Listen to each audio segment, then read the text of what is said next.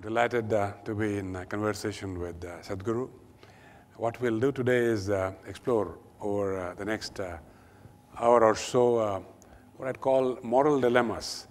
Moral dilemmas of various sorts, particularly with reference to the corporate world, and maybe give a different look to it, a different look to this whole context from the point of view what I'd call a mystic's eyes. Thank you, Sadhguru. Before I venture there, I want to just share with you, my first experience of seeing Sadhguru. That was on a flight to Davos, and he was sitting a few seats ahead of me, and I was struck. What came to my mind was, who is this mystic? Because I could not place him as an Indian, because the way he has his turban, well, it is each one's eyes and how you behold somebody. And it's only later that I got to know that this was the Sadhguru Jaggi Vasudev. Sometime I take off the brown coat. Yeah, maybe, he has that ability, I would say. In any case, that was that year, 2006, if I remember. He spoke of something very interesting. He spoke of something which he called inclusive economics. Inclusive economics wasn't a phrase anybody used 6 years back. Inclusive development, inclusiveness, we're talking of in the last 3 years or so. But 6 years back when this was postulated by Sadhguru, he also went on to explain that this is what holistic development is all about, and that all the tools required for that are in place. But I want you to start with this, because it's a positive note, Sadhguru. Okay. See, because we're talking about business, the purpose of business or the purpose or the goals of big business is to expand. You can expand in two different ways. One is by conquest, another is by embrace. I can conquer you or I can embrace you. Both ways you will become mine. If I embrace you, you will become mine willingly, and I will have better use of you in every possible way. I'm talking business, this is not my personal thing. But if I conquer you, I will still have you, but I have to sit on top of your head and make you do things, and you will do everything possible to make my life miserable. Yes or no? True, absolutely. So, people are trying to conquer, and their businesses and their activity is doing everything possible to make them miserable, and you can see it on their faces. Successful people are showing miserable faces, which is a wrong message to send to the world, particularly to the youth. If you send a message that success is misery, you're destroying humanity. Success is the sweetest thing that can happen to a human being. But now, you take the most successful 10,000 people on the planet, you will see they are an epitome of tension and anxiety and misery. You are sending a completely wrong message. This you can see took such a bad turn in United States of America in the 60s. The so-called corporates brutally wanting to grow, conquer the world, set such an image of themselves. The youth thought it's better to sit in the street corner and smoke pot. And it's a better way to live, at least you're happy, you're not causing any damage to anybody. This is a horrible way to exist. So it's extremely important that successful people send a clear message, success is a beautiful thing. It is not a suffering, it is not a miserable thing to do in your life. If this has to happen, your expansion has to happen by embrace, not by conquest. So inclusion is what you're trying to do, but you're trying to include by conquest, because every business wants to expand. I think somewhere, because of the way today the financial markets and whatever is happening, lot of businesses have lost this sense that what they want is expansion. They're only looking at their quarterly balance sheets, which is not allowing them to expand, it's too short-term for expansion. Very big visionary businesses, I'm sure ICICI Bank has looked at it this way, otherwise it wouldn't be what it is today. People are looking at expansion. Those who are really looking for expansion, they're not looking at what is somebody's opinion every quarter. You don't care what somebody thinks about you. People think all kinds of things about me in the last 30 years, but in the last 4 years, just to take last 4 years as a segment, in the last 4 years we have expanded over 20 times over, we multiplied, not expand. This is because of a huge embrace, not because of conquest. When you have expanded by embrace, you don't become miserable with expansion, you become joyful and wonderful with expansion. Thank you. I want to maybe stay on Davos for one more maybe round before we move on. You have seen Davos from 2006 till after the crash of 2008. And just before we came here, we were having a short chat, and you said you addressed depression in the post-2008 period. And of course, you have seen the euphoria of the preceding years. Euphoria to depression, how do these mood swings happen? And how does one balance out one's views, as it were? I think one reason is a lot of people have not strived for their success. They are successful by chance. That's why they're euphoric and depressed. If they had crafted their success, you would know the mechanics of success. It doesn't matter what's happening today, you know where you're going anyway. Nobody can take that away from you. So people who do not know the mechanics of what they're doing, the fundamentals of what they're doing, by chance, because of situational help, somebody becomes successful, he is euphoric, he thinks they're hitting a lottery, they're not successful. Hitting a lottery is not success, it's just chance. So because of that, you see too much of these swings. And anyway, as I was telling you, they asked me to handle this session called recession and depression. It was 2008, just then recession had moved into the European and American market. All these billionaires were carrying long faces, so I am supposed to spread it a little bit. Spread a smile, that is. So I said, recession is bad enough. Do you need depression on top of it? You always dreamed, you want to walk the beach, you want to swim, you want to go play golf. Okay, this is the time, less work, this is not the end of the world. And above all, the way we have structured our economic process in the planet is such that if we fail, we will be depressed. If we succeed, we will be damned. I said, I prefer that you're depressed. Because our economy is all about more, not about all. I think the business leaders, people who have reached a certain level of success, should shift their attention from more to all. All would naturally be inclusiveness. More is taking, all is an embrace. Indeed. Moving on to something that we see across India today, the mood of negativity. In a way, it is a continuum of this depression that we are looking at. But this collective mood of negativity, how do you look at it? And how do you actually explain? I think you meet only the people in the boardrooms. Right now, a lot of people, too many people, including the business leaders and the media, everybody is constantly talking about India will become a superpower, which makes me very apprehensive. You don't have legs and you want to climb Mount Everest. It sounds really apprehensive to me because we are going to flounder with this kind of attitude. Everybody is talking about India becoming superpower. You need to understand this in this country right now for 1.2 billion people. You neither have the roads, nor the airports, nor the infrastructure, nor the homes, nor even enough trees or not enough rivers, not even a piece of sky for 1.2 billion people. The only thing that we have is we have a population. We've done well on that.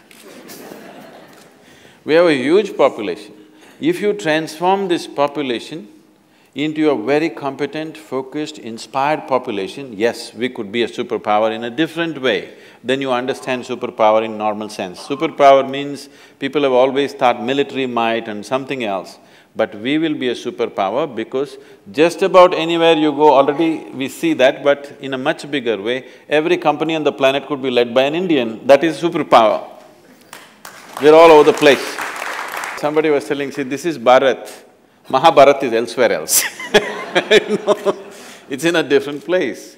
So, I know there's one segment of people who are constantly morose about markets going down, markets going up and stuff.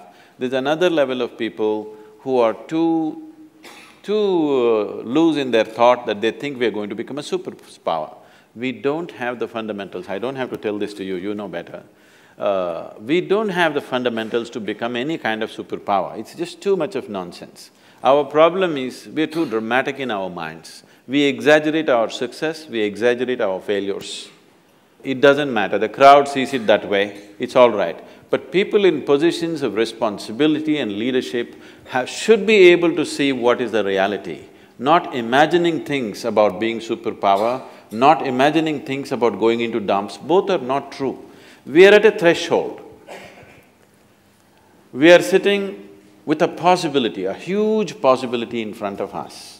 But between possibility and reality, there is a distance. Do we have the necessary commitment, strength and focus to walk the distance? That's a big question. Is every one of us working towards creating an India which will have the necessary focus and commitment to walk the distance from possibility to reality? This is still a question mark. Which way we will go, we don't know. Yeah, what I hear you saying, very rightly so, is we have this ability to exaggerate our success, exaggerate our failures, and maybe miss that big step that we have to take. We like drama. Yes, we need to do that.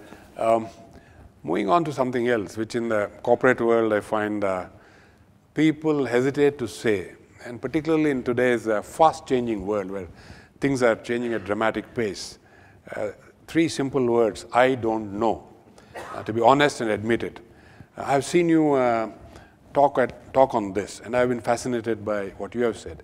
But in the corporate context, I think it is very much something that we are yet to embrace, the ability to say, I don't know.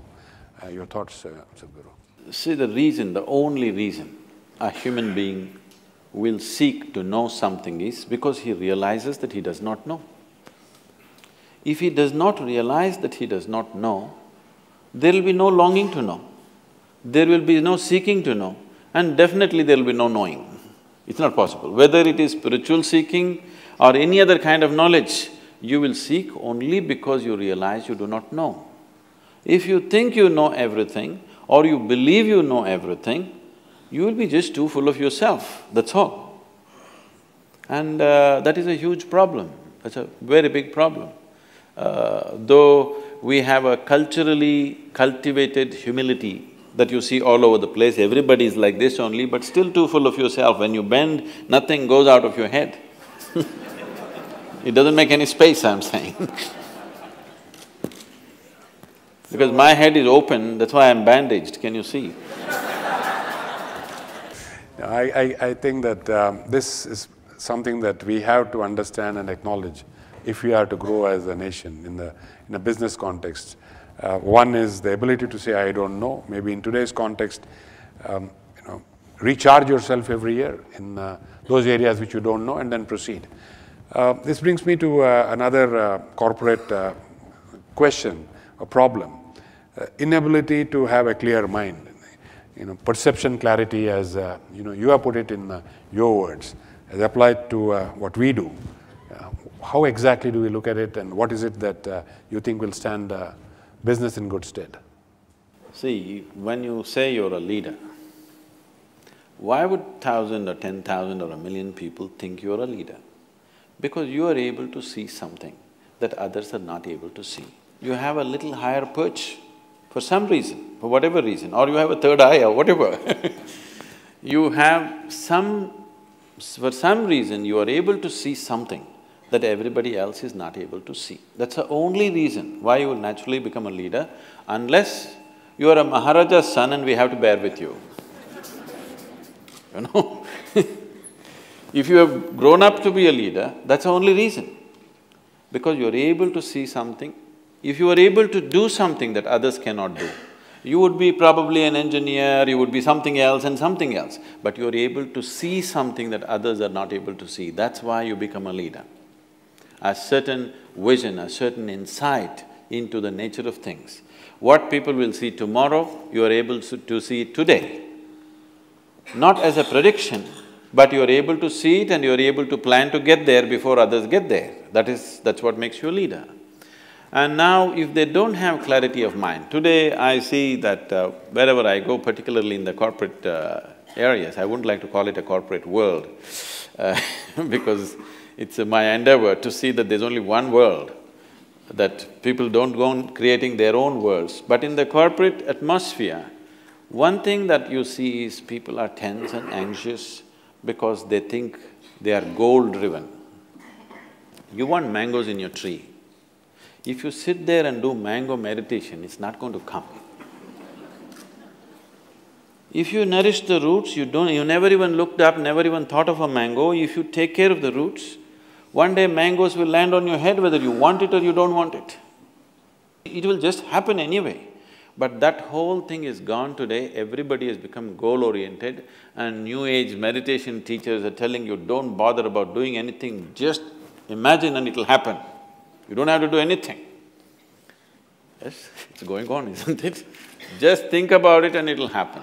Okay, just fanciful things, which sometimes work. The problem is, by chance, many things work, all right? If you simply throw a stone, a mango will fall. That doesn't mean you can do it once again. So if you somehow get to some place, when I say somehow, when you are not able to manage your own mind, how are you going to manage 10,000 people's minds? Because in some way leadership means you are able to draw these 1,000 people and take them in one direction. You are able to inspire these people or instigate these people, or like a Pied Piper, if you walk, they walk behind you because somehow you captured their minds and they decided that your way of thought and your way of looking is better than their own. It's not a simple thing. For people to think that your way of thinking is better than theirs, you will have to prove it in 1,000 different ways, otherwise they're not going to surrender their own way of thinking and feeling and whatever. So for you to prove that, first thing is you must be in charge of yourself. When you do not know how to take charge of your mind, your energies, your body and yourself, how will you take charge of them? And they're not safe in your hands. I would say, anybody who is scattered all over the place, in his hands, nobody is safe. Such a person should be one of the departments, he should not be a leader. If he has to be a leader, in his lap everybody should be safe, then only he can be a leader. That is possible only if you have taken charge of yourself. Lot of people have gotten there somehow. Can I tell you a joke? Please. Please. On a certain day, a bull and a pheasant were grazing. Bull was chomping the grass, pheasant was picking ticks off the bull partnership. There's a huge tree at the edge of the field. The pheasant very nostalgically looked at the tree and said, "Oh, alas, there was a time I could fly to the topmost branch of the tree. Now I do not have enough strength in my wing even to get to the first branch."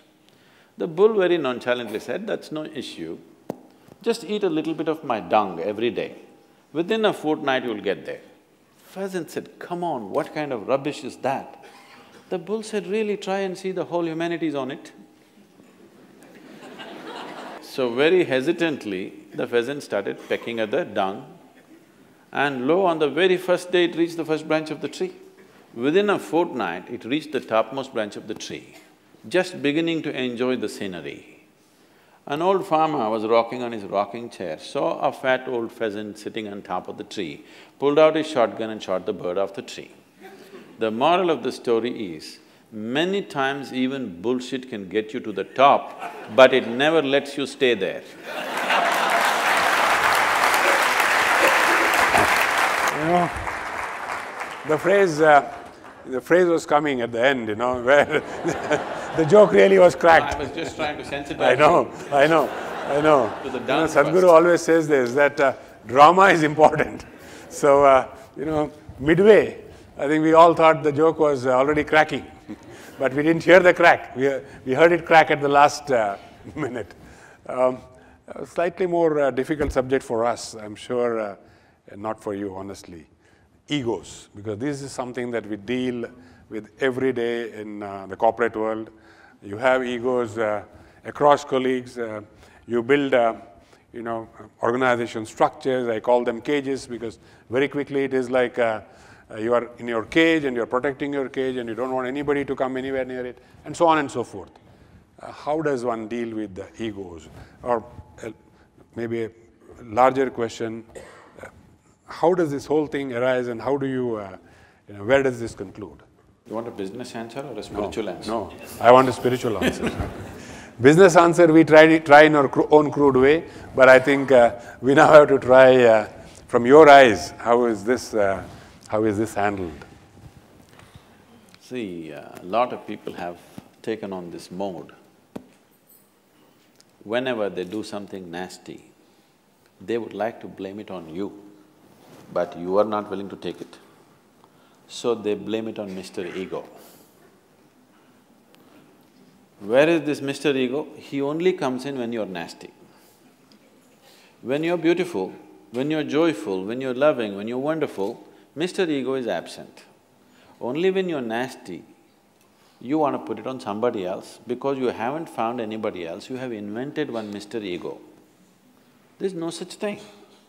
It is just that human beings are right now in a condition where sometimes they're pleasant, sometimes they're unpleasant, sometimes joyful, sometimes miserable, sometimes wonderful, sometimes horrific. This is what they are. Is there anybody here who is 24 hours good? Oscillating. This moment you're wonderful, next moment you're nasty, isn't it? So, because of this volatile inner nature, because it's not established, in the yoga we say, yoga saha kuru karmani, first establish in your yoga, then act. That's not been done. First is action. When you have first action, this is what happens. Because you're unsettled, you are going from pleasantness to unpleasantness just about any time with smallest instigation, you have invented Mr. Ego. See, if you say, me and my ego reside within this body, what it means is, there are two of you. If there are two of you, that means you're either schizophrenic or you're possessed. You need either a psychiatrist or an exorcist. You're not sure what is the problem. So there are no two people. There is only one person here. You are an individual. If you are an individual, what it means is the very word individual comes from the word indivisible. That means you cannot be further divided. If you are an individual, you understand that I am sometimes so nice, sometimes so horrible. If you just realize this, would you want to be horrible? You will not want to be horrible. But this one thing they're dodging by inventing Mr. Ego. When people come and ask me, Sadhguru, what to do with my ego? Give him to me, I'll kill him right now. Where is he? No, he comes once in a way. Whenever you want to pass the buck to somebody, he's always there ready. Instead of that, some people don't go through all that. If they become little religious and if they think they're spiritual, what they will do is, they will give up their ego and they find God. All the nasty things that they do, they say it's God's will. They're taking instructions from Him, so you can't argue. People have waged wars, they've done horrible things to each other, the nastiest possible things they have done to each other because they were taking instructions from God. Others are taking instructions from a local guy, which is Mr. Ego. Sadhguru, I think in the corporate world, we have to do something painful a lot of times. Build businesses and then destruct businesses. And Jack Welch was probably one of the masters. He said that if you're not number one or two in any business line that we have, we are going to cut you out. I think he was a brave leader and built a great company. Not all leaders find it easy to nurture something. And in your phrase, you say nurture and butcher. We may not use that phrase, but it's exactly what we have to do, but we fail at it. I want your views on this. I think on some of my books, I think one of the quotes that they have put, I think they printed, I don't know if they're still using it, at one time they were using it. I said a guru is a butcher. And a very difficult butcher because he has to lovingly nourish something and then when it's ripe, he has to slaughter it. So this is a thankless job because you nurture something, when it's ripe, you have to cut it open. So if corporate leaders are doing it, well, they're very close to me. But I think they're not doing it. They're getting very attached to what they nourish and they don't do it when they have to do it. That is because they have too much of themselves in what they do. See, the beauty of action, any action that we perform in the world, the beauty, the pleasure and the joy of action, a human being will know only when he has no need for activity. If I sit here like this with my eyes closed, I can sit here till I fall dead. I won't have any interest, it doesn't matter what drama is happening, I won't open my eyes if I have to, if I don't have to. But at the same time, right now I'm on 20 hours a day, 365 days I'm on and on, because something needs to be done. So are you performing action because it's needed to the situation in which you exist? Because the action is always about the situation, but right now that's not how it is with most people. The action is about them. They are trying to make themselves something with action. This is the wrong way to approach, you're putting the cart before the horse. See, your action is actually an expression of who you are. Instead of that, people are trying to perform action and become something. You first become something and then you act in the world, these problems will not exist. What is needed, you will simply do. You will neither call it nurturing or butchering or anything, you will simply do what is needed. Right now, so many unnecessary things human beings are doing on this planet because it's about them, it's not about the situation in which they exist. So very right. I think in the corporate context, it's probably the most difficult thing for most people to do. They probably develop some attachment which they cannot let go. And they're like grandmothers. Like grandmothers. They're like grandmothers, so… They were ready to die, but once the grandchild comes, they don't want to die. It's wonderful. Wonderful. Again, in the corporate context, you learn, you devote and you work. My interpretation of Gyan, Bhakti, Karma. Is that right, or we need to sequence it differently in a corporate context, or is there something else that we need to understand from these three words, because they hold a lot of importance in a whole lot of things that you have actually talked about. And I'm trying to seek how this could be used in a corporate context. So this is relevant for any context, whether you're a corporate leader or a political leader or a spiritual leader or whatever, or you're just one little thing you have started, you're not a leader of anything, it doesn't matter who you are, for everybody it's relevant in the sense, you can only work with what you have. You cannot work with something that you do not have. You can work towards something that you do not have, but you cannot work with what you do not have. Am I clear? We can work towards something that we do not have, but we cannot work with what we do not have. We can only work with what we have. So right now when I say what we have, the only things that you have as a human being right now is your body, your mind, your emotion and your energies. These are only four things you have. Rest is all imagination. Imagination helps to sleep well tonight,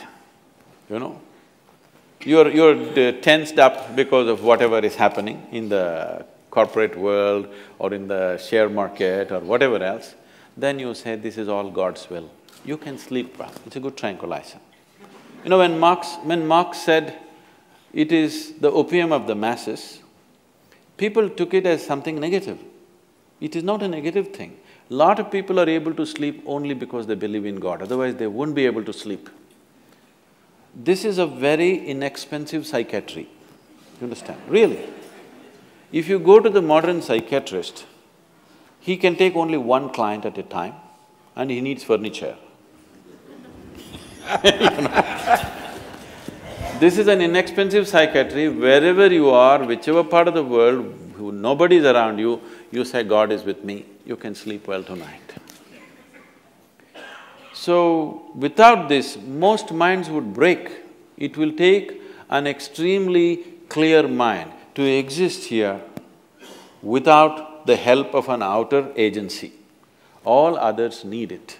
So I don't wish to destroy that support for anybody, but you must decide, are you looking for solace in your life or are you looking for a solution in your life? If you're looking at solutions, there is another way to approach.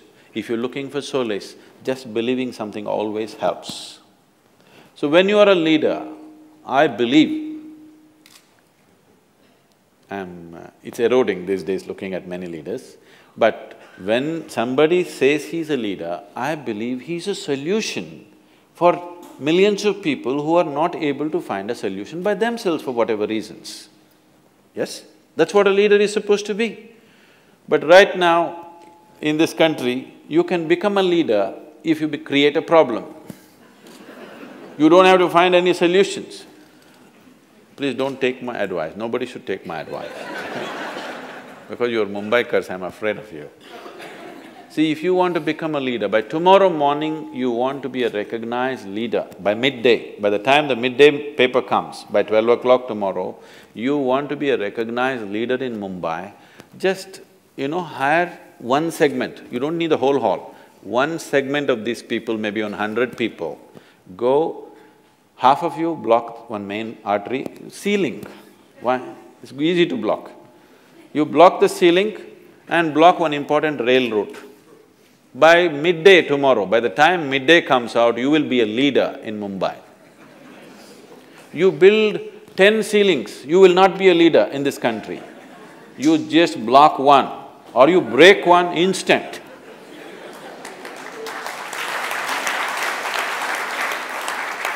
So this is something that has to change in the nation's consciousness, that people who create problems, we are identifying them as leaders. This is a hangover from the Satyagraha days of Mahatma Gandhi. But Mahatma Gandhi was putting spanner in the works for an occupation force. Every day he will call for non-cooperation, Satyagraha, he will fast and putting spanner in the works essentially. Their industry, their business, if it flourishes too much, he will put spanner in the works so that there is an impetus for them to leave, so that it's not too lucrative for them to stay forever. That's understandable, it was fantastic technology, without killing people, without fighting a war, an effective way of doing it, and he did it successfully, that's great. But that hangover is not gone in us today. Even today, I see chief ministers who are fighting for their right to call for a bandh. Stopping the nation is one kind of technology, making it happen is another kind of technology. But there is going to be respite for us because this whole leadership business, if you look at it, say a few hundred years ago, the most dominant leadership on the planet was always religious leadership. Then slowly transited into the hands of military leadership. From there, in the last 150 years, gradually it moved into the hands of democratic leadership. And now, in the last 2 decades, and particularly in the coming 2 decades, you will see leadership will largely move into the hands of economic leaders, business leaders. They will dominate, already it's beginning to happen.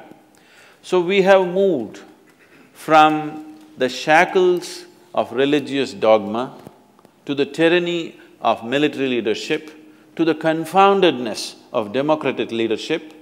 Now will the business leadership deliver? That's a question. Very good question, and that leads me to the next question, Sadhguru. That is, and I know you have very interesting views on it, so greed. I'm talking of in the corporate context, and we'll explore many hues as we go along of greed, but I'm sure we would all very curious to hear your views. See, once we have chosen, there was a time about 20 years ago, 25 years ago, when India was vouching that we are a socialist country. Socialism is a watered-down version of communism. When you don't have the courage to be a communist, you become a socialist.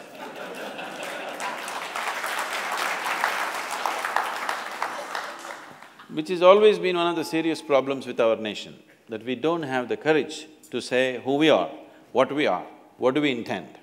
We'll always beat about the bush, we always beat about the bush, which leaves everybody in confusion, because nobody knows where we want to go.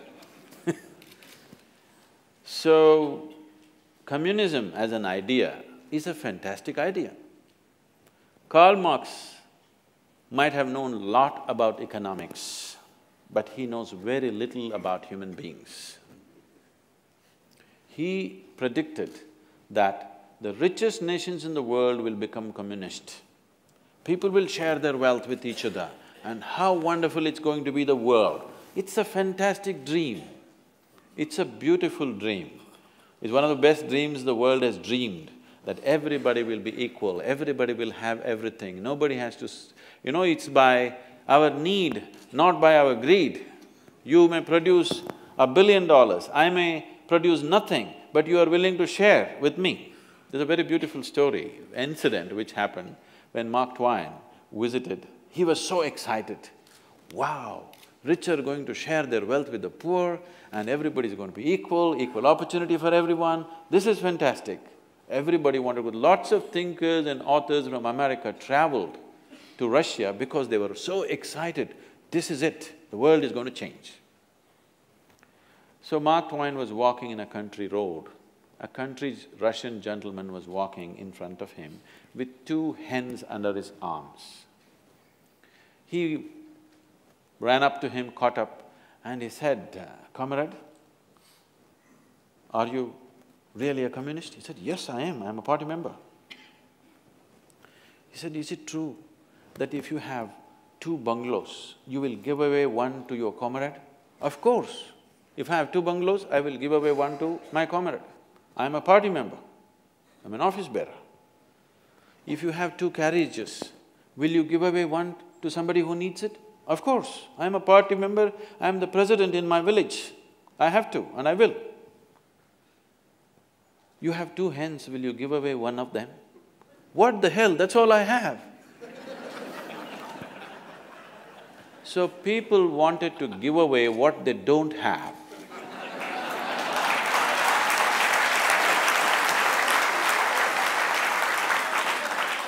So, when the poorest of the poor on the planet started talking about communism, communism became ugly. It's such a great idea.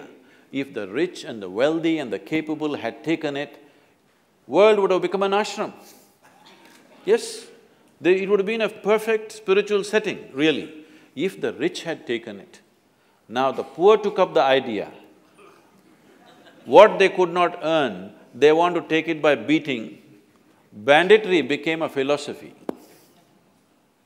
What should have been a fantastic process of sharing and giving and an embrace of humanity turned into an ugly idea. Most horrific things were done. During Joseph Stalin's time, they say over 27 million Russians died. This is 3 times the number that died in World War II. That many people, Russian people, died because the poor are trying to share something that they don't have. If the rich had shared, what a wonderful world it would have been. And the poorest of the poor talking about communism made it ugly. If the richest and the most capable on the planet had spoken about communism, it would have been the greatest idea. So we gave up that idea and now we chose capitalism. Somebody very prominent in the world declared capitalism is dead, So, I was with him recently and he was talking, see, they printed like these headlines that I said capitalism is dead. Why it was called capitalism is because capital was only with certain people at that time. Now you have come ICICI Bank, I can also have capital. Indeed. Somebody else can also have capital. This was not the reality of the world 100 years ago. Only a few people on the planet were capable of capital. Nobody else had capital. So it became titled as capitalism. Now we are calling it market economy, driven by the market. Market means profit. No profit, you shouldn't talk about a marketplace. And when you have set up such a system, there is no room In your vocabulary, there's no room for the word greed. If you use the word greed, what it means is you're operating market economy with communism going around in your head. Only if you're a communist, you can talk about greed. If you're market economy, don't talk about greed, talk about better laws. If somebody is making $1 billion per day, let's tax him. 900 million you can tax him and that will be distributed anyway. But enough to give him incentive to go on, not to take away his spirit. So this is how capitalism is managed. Here you don't talk about this whole corporate social responsibility, I think it's funny. It is just an eyewash. Instead of that, the government, if the administration, if it has the necessary sense, you can bring the right kind of policies where businesses can grow unbridled, but it will naturally benefit the rest of the society. This can be done with simple laws, taxation and other kinds of laws. Business laws can do this. There is no need to talk about service, there is no need to talk about greed. Everybody can live with dignity because if you are the receiving end of the service, you lose your dignity. If you are at the giving end of the service, you go to heaven, both are wrong. What I hear Sadhguru saying is profit is a good motive, and if you call it greed, that greed is good. And greed is I good. think that is something that, profit is something that Now, if you look at the definition of greed, what is greed? See, for somebody who is walking to his workplace or his home, somebody who rides a bicycle and refuses to take him on the bicycle is greedy man. Somebody who is riding a bicycle sees a man driving a Maruti car and he thinks he's greedy. Just single man driving a Maruti car, he could take me, his family and my family in the Maruti car because Indians are able to squeeze, you know. A man who's driving a Maruti car, when a Mercedes or a BMW whizzes past him, he says vulgarity of greed. A man who's driving BMW looks at a man who's driving a Bugatti and he thinks that is greed. So who is to set this definition for what is greed? I'm saying once you have chosen market economy, there is no room for that vocabulary in your life. You understand greed is the driving force. Now, it is for the laws to manage the greed so that your greed benefits everybody else. In African lore, there is a saying, when the lion feeds, everybody else gets fed. So if you're a lion, you have a big capability, when you feed, it is the laws which should make it in such a way, if you make profit, everybody should live well. Instead of talking about greed and service and corporate social responsibility, I don't know why they're deviating themselves into all this… So stay focused on maximizing profitability. Yes. Tax appropriately and let everybody grow. For the corporate world, a slightly more difficult question, integrity, because that is something that is today seen as at a premium. Exploring this whole issue of integrity a little more, corporate world you come across what term as shades of grey. Are these artificial like the ego or are they real? And what drives them and how do you actually put them to rest? Because this is surfacing more and more and the excuse is, well, it was grey, so I chose a particular path. See, in human life, whether it's personal life or corporate, work life or social life, you cannot eliminate the grey. But the grey areas become very dominant in a society where the laws are not crystal clear. For the grey areas to be reduced, we must simplify the laws, we must make the laws in such a way that everybody can understand the law. Only then it can be implemented. You are in the highest level of banking. Do you really believe you understand all the laws that are there in banking in India? Let me ask, I know you don't. Because… You said it. Because nobody can understand this. It is such a confusing nonsense that you leave so much grey area. Now the only thing you can tread is grey. When half the street is grey, you will naturally go. So basically you're saying, yes, it is, you need to be clear in your mind and then take the path which you think is appropriate. What I'm saying is, we are leaving the lawmaking, as I said, we are in the transition where economic leadership is going to become more important in the coming years. It is time that economic leaders, significant leaders like you, take this step that you have a role in the formation of economic things in the country. Right now, political leaders who have no clue about what it is are trying to do it. You look at the budget, it's a political statement, it has no economic consequence, it's a sad thing. A booming economy is being systematically dismantled, that's how I see it, that's my understanding, I don't know how you see it. A very booming economy is systematically being dismantled, it's not necessarily because they intend to do it, simply because you're ham-handed, you don't understand what it is about. Economic leaders must take part in making the economic laws. Now, the reason why this is not allowed is, business and corporate leaders are seen as vested interests. So one important thing that you mentioned about integrity is that the business leaders should be able to shed this tag of being a vested interest. This is a high time. As I said earlier, will the business leaders deliver? Whether they deliver or not simply depends on, are they able to shake off the vested interest tag? If you shake off the vested interest tag and build a trust with the people, then you will see economic leaders will participate in making of the economic laws. When that happens, we can reduce the gray areas considerably and we can set up highways to development, not obstacle courses. A complex problem because once you bring in vested interest, it gets even more complex. I want to go on to something again in the corporate world which which we face. And you have used a phrase, coming, going and staying. We are seeing that happen in the corporate world with all the constituents or major constituents or people. The approach is you come and you think of going even before you come. And staying is a little further away from the mind. Even marriages are becoming So, your perspectives, Sadhguru. You see, because as we looked at a corporation as a whole also is thinking in terms of short-term benefits. There is no long-term commitment to what they want to create. Individual human beings also taking the same attitude. No human being can create anything truly wonderful if he is not absolutely devoted towards what he wants to do. Whether it's sports or economics, business, spirituality, it doesn't matter whatever. No human being will rise beyond mediocrity if he's not devoted to what he's doing. That means if you're devoted to what you're doing, the consequence of your work is not even an issue for you. What you're doing is the main issue for you.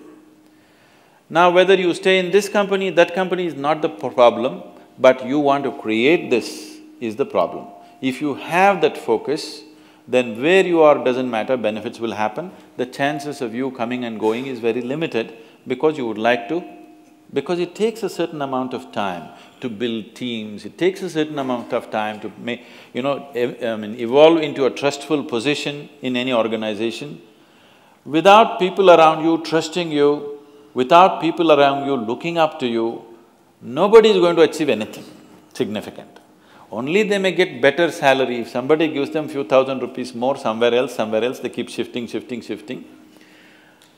That is their commodities in the market, you can pick them and drop them. As people come and go, you also pick and drop because they don't show that commitment. So, for those who are aspiring to be leaders, it's very important. The question is not about what is the consequence of your work. The question is about, are you committed to creating whatever is valuable for you, whatever you think is truly valuable in the area of work that you're doing, are you committed to this? Without this commitment and devotion to what we are doing, humanity will not… individual human beings will not rise beyond their mediocrity. It will be only about counting money, which will not mean anything beyond a certain point. When you're earning only 500 rupees, a 100-rupee increment will mean a lot to you, but after some time, it is not something that even concerns you. What you're creating, what you're doing, what the situation allows you to do, whether you can find expression to your talent or not is the important thing. Instead of creating that space, if every 2 years you're shifting here and there, you lose out on that possibility of being a full-fledged human being. Instead of that, you will settle for being a commodity in the market. Very true. A lot of times in the business world, as in outside life, you try to say, I'm doing this for the greater good. And people don't try to probably see where to draw the line. And for example, would you lie in the greater good sort of situation? I think most people already know it. I came on the television, somebody asked me, Sadhguru, would you lie? When would you lie or something like that? I said, whenever necessary. So they went on playing this thing on the television. Sadhguru says he will lie whenever it's necessary. So obviously one who says he will not lie is lying. Because the definition of what is a lie has to be established within you. Now, you are trying to create something for everybody's well-being. The thing is to make it happen. You are going by verbal realities.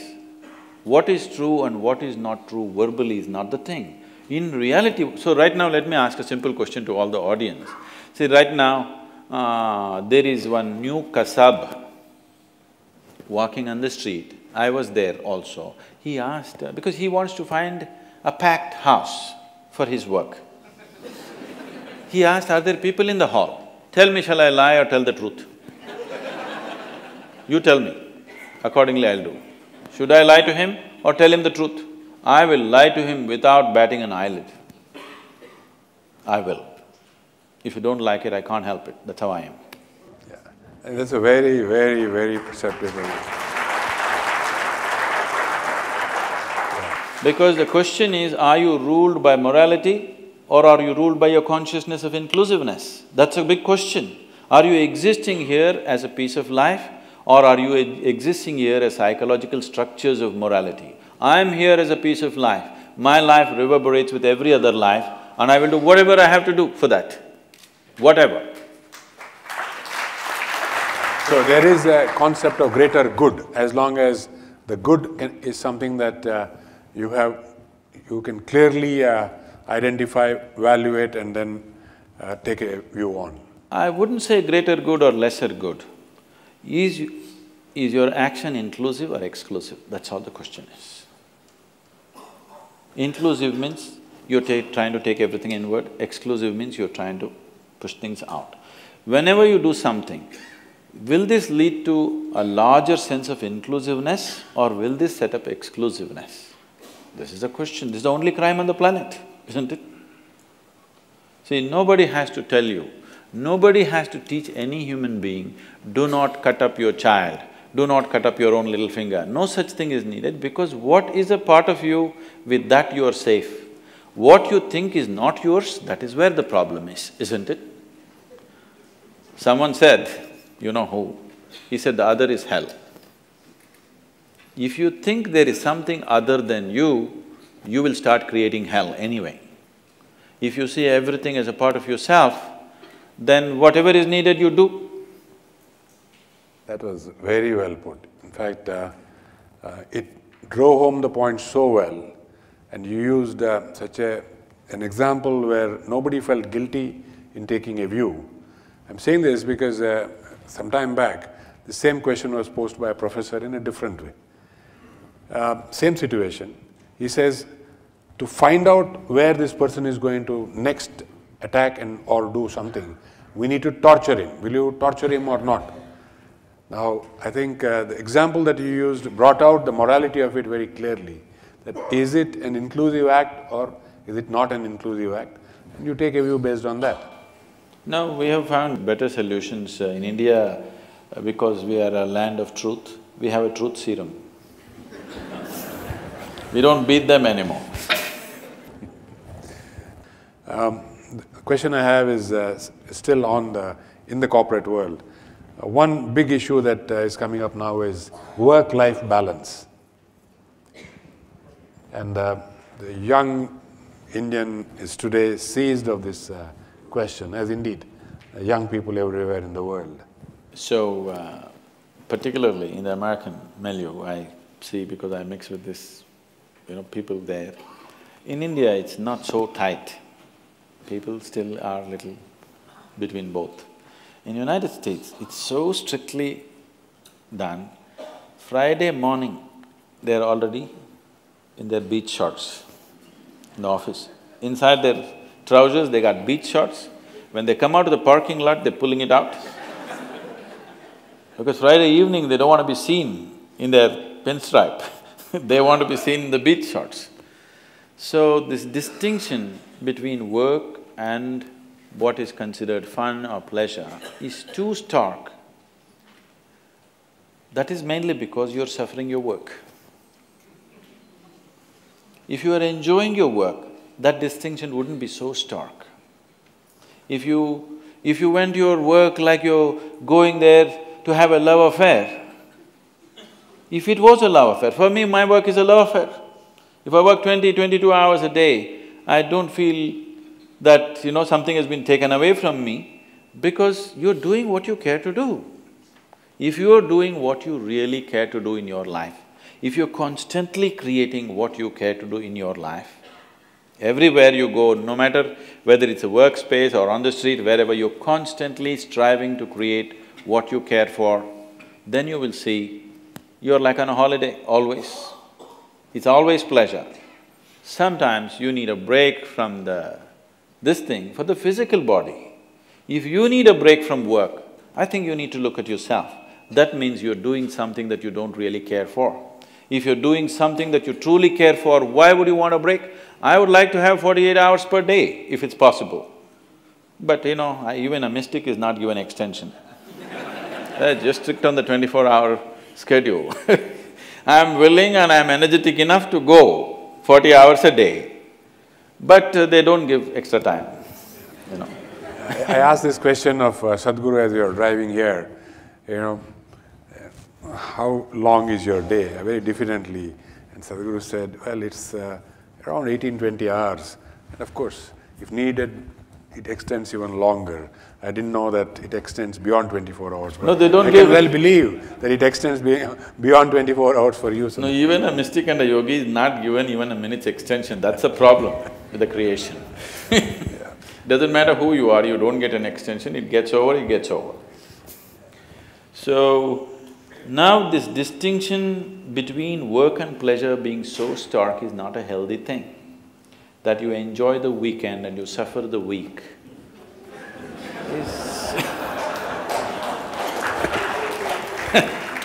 is not a good way to exist. The last question I'll ask before we open it up is to do with social media and the rise of social media.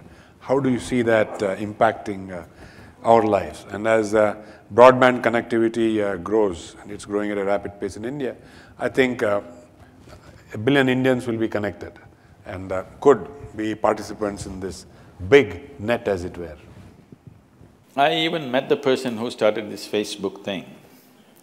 And about 8 months ago, I was telling my daughter, show me this, what is this Facebook, I've never seen. She said, oh, this is not for you. I said, why is it not for me? Am I so ancient that I can't book up somebody's face? She said, that's not it.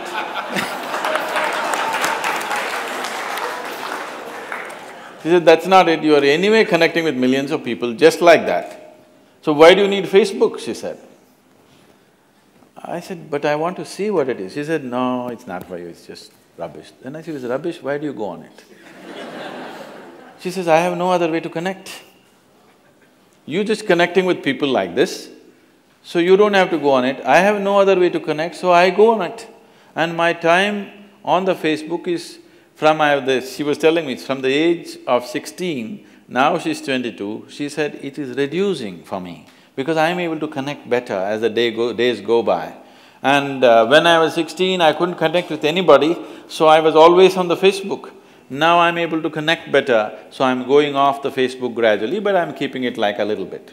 So in some way, from her wisdom I'm understanding this, some way if you're not able to get along with people who are sitting right next to you right now, you would like to connect with somebody far away.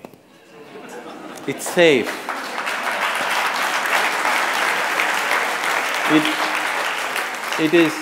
It doesn't cost anything. If you have to fall in love with the person who's next to you right now, it costs life. You have to give away a part of your life, otherwise it's not going to work. You can love somebody in New Zealand. Every day he will write love letters to you, you can write love letters to him. You don't even know whether it's a man or a woman because we do not know how many faces he has. And it is a kind of an entertainment and a distraction. This is not new, I want you to understand. People have been doing this for a long time. Now this Facebook or long-distance love affair is not a new thing. People have been doing this in their own way without technology. Now they're using technology. I'm not saying it's wrong, but I'm saying it may make people very remote islands in the world, that they think sitting in their room, they're having a great relationship with the world without ever knowing what human transaction is. Because every human being has to learn human transaction, because if you do not learn human transaction, you will not become a human being, you will become a psychological being, a mass of nonsense in your head and you think that's everything. Only when you transact with people, when there is giving and taking and the borders are crossed and somebody irritates you, somebody steps on your leg and somebody steps on your head and they do all kinds of things. When they do all these kinds of things, you understand your limitations, your boundaries, your struggles. This is very needed for human growth. In some way, in one way it is enhancing, but in another way it is making lots of people a kind of islands. So what I would say is, technology has no quality of its own, it's just an enabling. How we use it, it can make us or it can break us. So it is left to the individual and it is left to the cultures, left to the educational institutions and people who are educators who are involved in it, to bring this awareness into the child that technology is made for our well-being, not to destroy ourselves. If this is taught to every child, I think they will use it in a positive way. Thank you. We can open this, a few questions to the audience. Guruji, you mentioned that taxes have to be rationalized, but how does the taxpayer ensure that it is spent properly? I said, in the making of the laws, economic leaders have to be included, especially the economic laws. Once that happens, the next step of how it is used also will come into their hands. I'm saying the law-making should not be the prerogative of people who just from nowhere they pounce and just land in the parliament just like that. I mean, the statistics that they're giving, I don't know if it's all genuine statistics or you can trump up cases against people in this country. But what they're saying, how many people have… I mean, yesterday Anna Hazare has been going about giving statistics. I don't know if all this is real. I would like to believe it's not real. Number of people against whom murder cases are there, number of people against whom rape cases are there, number of people who have other kinds of criminal cases against them, convictions must be true, cases may be trumped up. When you look at this, if these people are going to decide how the money is going to be used, we very well already know how it's going to be used. Now the thing is, we have come to a place where people are not even expecting integrity from the political leadership. Even that expectation is gone. Even if there is somebody with some integrity he comes, we already branded him that he's no good, anyway he's going to be a thief. If this has to change, one thing is corporate leadership has to show a different dimension of integrity and they should get a foothold into the lawmaking process, particularly concerning the economy, because today almost everything in the country is determined by an economic process. The whole world is like this. There was a time when countries were divided in terms of ideologies and stuff. There's only one ideology, are you successful or not in the economic market? So when that is the mode we have taken, I'm not saying this is an ideal thing. When that's the mode we have taken, we better succeed in that. See, you start playing football and now you want to take the ball in your hand and run away, that is destroying the game. You've chosen to play football. In football, you have to run with the same 2 feet and also kick the ball, which makes it little less efficient. If you take it in your hand and run, you could be more efficient, but you've chosen to play football and that's the way you play it. You can't change the game in the middle of the game. Suddenly you can't say, I will play some other game, okay?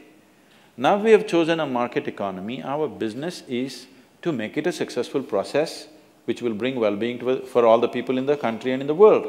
If this has to happen, people who are the real participants in the economic process, which is the economic leaders and the business leaders, they must have a role in making of the law and to some extent in the enforcement of the law. Otherwise, how? Thank you, Sadhguru, on that note. Wealth to well-being and all the challenges in between. And we explored a whole range of issues, most of them relating to the business world, the corporate world, a few of them to the real life beyond the corporate world, and I'm sure we are all the richer for it. Thank you very much.